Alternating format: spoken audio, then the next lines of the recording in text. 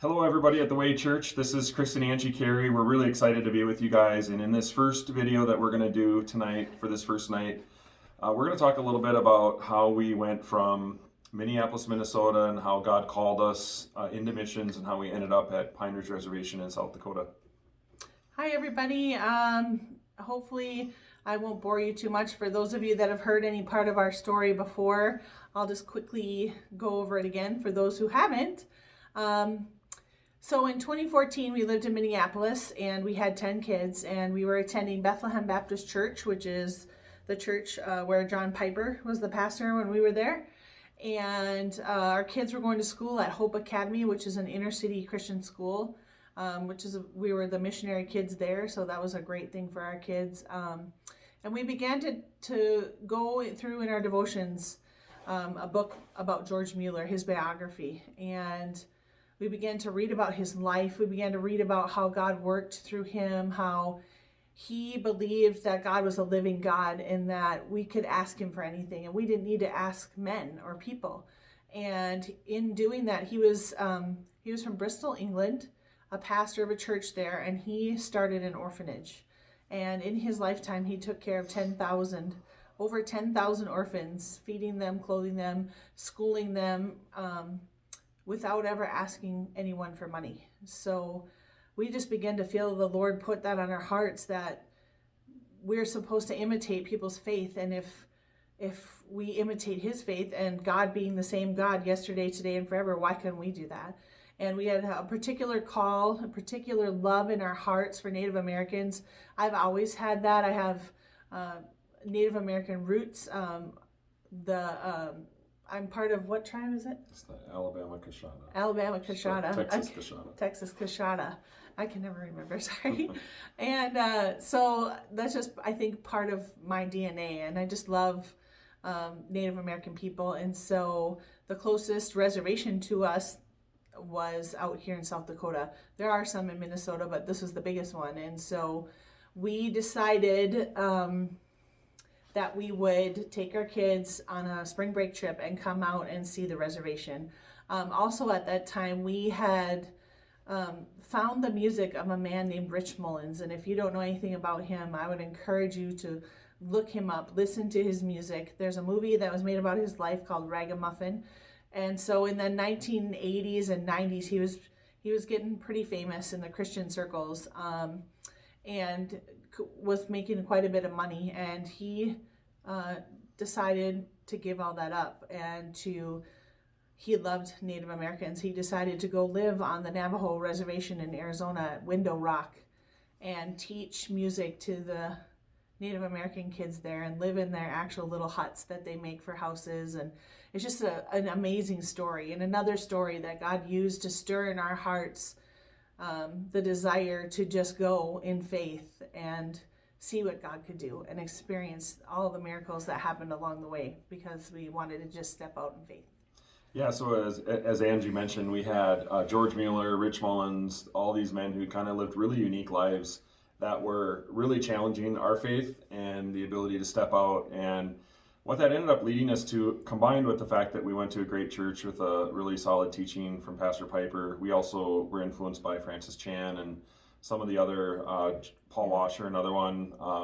He actually, for those of you who don't know about Paul Washer, he started an organization called Heart Cry Missionary Society, which he still runs today. But so much of the way that they started out in the beginning was copying the example of George Mueller as well. And so just the stories that they had about how God provided and moved in faith, or moved when they showed just a little bit of faith, were inspiring to us. So that led us to March of 2014 roughly. And Angie and I had been praying for over a year about God's direction in our life and what he wanted us to do. As Angie mentioned, we had a home that we had just bought and renovated in Minneapolis, and our kids were going to a good school. I had a good job. There was really kind of no worldly reason for us to move on from that, but God was calling us. And so we ended up deciding to take a exploratory trip to the reservation during spring break, which would have been March of 2014. And we decided just to kind of go in faith and see what God would do. And God did a couple of really great things during that time. He allowed us to meet up with a couple of missionaries who were there that were doing work. And one of them was Wade McCarg, and the other was Jackson Hellstead and their families. And during that time, we spent that week with them. We were able to meet some of the other members down at Pine Ridge who were doing ministry, and it was just really a exciting time for us. So we came back to Minnesota after that trip, and we decided just to really pray and fast for the rest of the month of March. So we took the last 3 weeks, prayed and fasted, and just asked God, what do you want us to do with this? And what we felt like he was saying was for us to put our house on the market, the one that we had just renovated and made bigger for our big family, and to kind of just go in faith, kind of in George Mueller style. So what I had thought that was going to happen was that we would sell our house and I would get a job maybe in Rapid City to support the family. And then once those things were in place, then we would move. And God just wasn't doing it like that. We had so many showings on our house, and none of them ended up in an offer before we moved. And we were just kind of scratching our heads about why this was, because we had a comparable house to everyone else in the neighborhood, and felt like there was no reason why we shouldn't be getting an offer. So that led us to December, and we just made the hard decision at that time to just move and trust that God would provide everything. So we did that, and so the very end of December of 2014, we just packed up our house and we moved. It was still for sale, and we moved anyway. And one of the great things that God did was a couple of months later, our house sold. We ended up getting an offer for the full value of our house. So it just kind of was an indication to us that if we were to step out in faith, God was going to take care of things. And that was just the first of so many examples of God doing that over and over and over again. And in fact, we have a story that we'd love to share with you guys in a couple more nights about how God did that for us just last week. Again, just met a need because we were making the need known to him in faith. And so we'll go into that a little bit more. But as I said, that was just an exciting time for us. God allowed us to meet the right people. He provided for our needs, and that's how we ended up kind of coming into our first year. Yeah, so I'm going to talk a little bit about our first year, and the whole time we've been out here, the last 5 years. We met up with Wade and Jackson, and they were at Restoration Church on the reservation, pastoring there. There were two other families, Dave and Tiffany Porter, and then Elliot and Crystal Morales. And so then there was the five of us families. They didn't have anybody teaching Sunday school, and so we thought, hey, we got 10 kids, so we might as well teach Sunday school. So we kind of took on the Sunday school role. We took care of the kids for over 2 years without missing one Sunday. We just poured out. Lord, it was really just an amazing, glorious time with the Lord, and with just loving the Lakota people. It just built up such a well of love for them those 2 years, and they're so relational that you have to take that much time for them to trust you, for them to know you, for them to really share themselves with you. And so during that time, we just poured out every Sunday. We would have food, we would make food, we would teach Sunday school. There was a discipleship program going on at the school then that Wade and Jackson and Elliot and Dave were doing more of, discipling Native men from all across the United States, from all different tribes, and it was called the Warrior Circle. So we spent a lot of time with them. We cooked food for them. We did prayer meetings and worship nights, and it was just a rich and deep time with the Lord and with other brothers and sisters in Christ. And probably 6 months after we got here, we met a lady who was the nurse at the Pine Ridge schools, and she was having to move back to South Carolina, and she was the area director in Pine Ridge for a national youth organization called Young Life. You may have heard of it. It's pretty big. And so we met her, and she was looking for someone to take her place. And so through a series of meetings and just prayer, God called us to the new role of Young Life area directors for Pine Ridge. And so we were able to get into the dorms, kindergarten through 12th grade kids, because the reservation is so vast and a lot of the districts are far away. They pick up kids on Mondays, and then they stay in a kind of like a college dormitory type place for the whole week, kindergarten through 12th grade. And so we were able to start coming in there once a week, twice a week. Sometimes we did a Bible study, and then we did like a fun club night. They call it club night. It was just a fun, play games and have a little devotional and have some food. And so we did that for 2.5, 3 years. We were there every week, and we've gotten to know so many kids and had so many relationships. One particular girl, I'll try not to cry because sometimes I do, and you guys may have heard this story. Her name was Portia. Just a beautiful girl, but really quiet. And I'm a hugger, and so every week I go and hug all the kids. And because of some of the trauma, a lot of the trauma that a lot of these kids have been through, it's hard. That's hard for them, and they really have a tough outer shell. They don't let you in. But after about a year of seeing her every week and giving her hugs, we had a gym night one night, and I came up to her and I just gave her a big hug, and she just looked at me and just said, "I just love your hugs." And it just about broke my heart.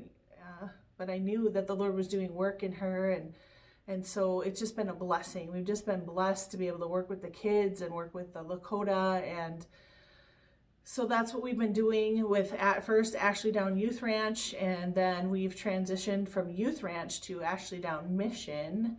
And so Chris is going to talk to you about that. Yeah, so like Angie was saying, when we were doing Young Life at Pine Ridge, that's when we really started getting in with the teens and working with the youth, and we made so many awesome relationships with people like Portia and so many other kids. And at some point during that time, Young Life decided to pull their funding for the Young Life chapter. And that basically meant that we couldn't go down there and be able to do the meetings because we didn't have the funds to buy snacks and have materials and things. And so we just made a decision that we weren't going to leave these kids. We'd already invested in the relationships. We weren't going anywhere. And so we decided to form a nonprofit organization called Ashley Down Youth Ranch. And at the time, we had a property in the Black Hills that had the ability to do horses and things like that. So we would bring the kids up to our place and continue those relationships. But at some point during that time, things at the church, at Restoration Church, where we were still serving, were starting to change, where Wade and his family and Jackson and his family and the Porters and their family all started getting called to either back home or to a different place. And so we ended up kind of being the only family that was kind of left standing at the church, and we stayed there for a while. But at some point there was a Lakota Native man who wanted to pastor the church and felt qualified to do so, and we didn't want to stand in the way of that. And so after just some prayer and talking about it, we decided to let him do that. And during that time, we took a step back, and we actually kind of took a sabbatical and came back to Minnesota for about 10 months to our home, and just took a break, which we really needed because we'd been pouring out so hard. And during that time, God just did some great things, as he always does. And one of the things was he gave us a vision to go back to Pine Ridge, and instead of it being focused on youth, to focus on families. So we changed the name of our nonprofit from Ashley Down Youth Ranch, which had a focus on youth, to Ashley Down Mission, which would focus on families, single moms and their kids, which is a much needed area. And the second thing that God did during that time in Minnesota was he allowed me to meet a guy who was the dean of a seminary and Bible college in Tacoma, Washington, called Faith International University and Faith Seminary. And after having met him and spent some time with him and having him hear our heart for Pine Ridge, I was offered a full scholarship to go to seminary. So I'm currently in my second year of seminary, and my goal with that is to complete a seminary degree, to be better equipped, better trained up, to be able to now kind of enter into this next thing that we feel God is leading us towards. So this is kind of everything we've talked about up until now is kind of the history of what we've, how we came out here and what we've done. And so what I'm going to close with here in the last couple of minutes of this video is just to kind of talk about where we feel God is pointing us right now. Dale and Rhonda McGaw are two really good friends of ours. We're very close with them. They're both Lakota, and Dale actually is the landowner who had Restoration Church. And that church is no longer available to use because it's being rented out to someone else right now. And so they actually have a piece of land on their property. He owns a lot of land, a lot of acres, and would like us to consider moving down there for ministry. So what we feel like is really needed is a Bible-believing church, a faithful church that's built the right way with the right foundation. And I feel like maybe that's what God's doing with my seminary degree, is to equip me to pastor and to be there, permanently.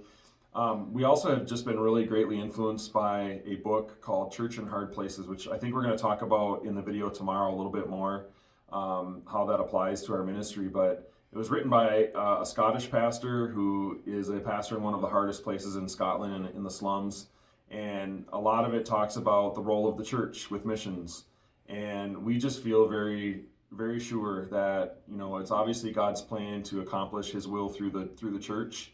And we feel like it would be a good thing for Pine Ridge to have a gospel proclaiming, biblically faithful, theologically rooted church at Pine Ridge. And so we feel like God is leading us to take a hold of this land, which Dale is willing to sell to us for a real fair price. And we already have a contractor who said he would help us build the building. And we already are kind of working on getting some plans drawn up. And so now we're just going to have to believe God for the money to be able to put the building up. And once that happens, and we'd love for you guys to pray with us about this, because if this happens, it's going to be directly a result of prayer, because we don't have the money that it's going to take. We don't have even a penny of it. So we're going to believe God for it. We'd love for you guys to pray with us about that, and whatever God might lay on your guys' heart to share with us in that. But that's where we're feeling like we're at right now, is to, once COVID is over and things kind of go back to normal, we really want to get ourselves back to getting a permanent place, a permanent home at Pine Ridge, where we can launch all kinds of ministries, have a home base on the reservation, like there was at Restoration Church, but I think with a lot more advantages based on things that we've learned. So one other thing I want to add too, just so you know, this property that Dale has and Rhonda has, it's already got electricity, water, and sewer in it. So that was just a real huge blessing, because that would be really expensive to do on the reservation. Another pointer, we feel like, to where God is leading us and to Him establishing a biblical church on the reservation. There are a lot of ministries on the reservation. There are churches, but there is a lot of false gospel and health, wealth, and prosperity, and a lot of things that are leading the people astray. And so the Lord has just really laid a burden on our heart that we need to go and preach the gospel, the true gospel. And so that's just what I wanted to add about that. Yeah. So again, thank you so much for spending this time with us and allowing us to kind of tell a little bit about our story. We're looking forward to the next few nights of being with you guys and being able to share more about our experiences at Pine Ridge. So God bless you guys. Thank you. Thanks, you guys.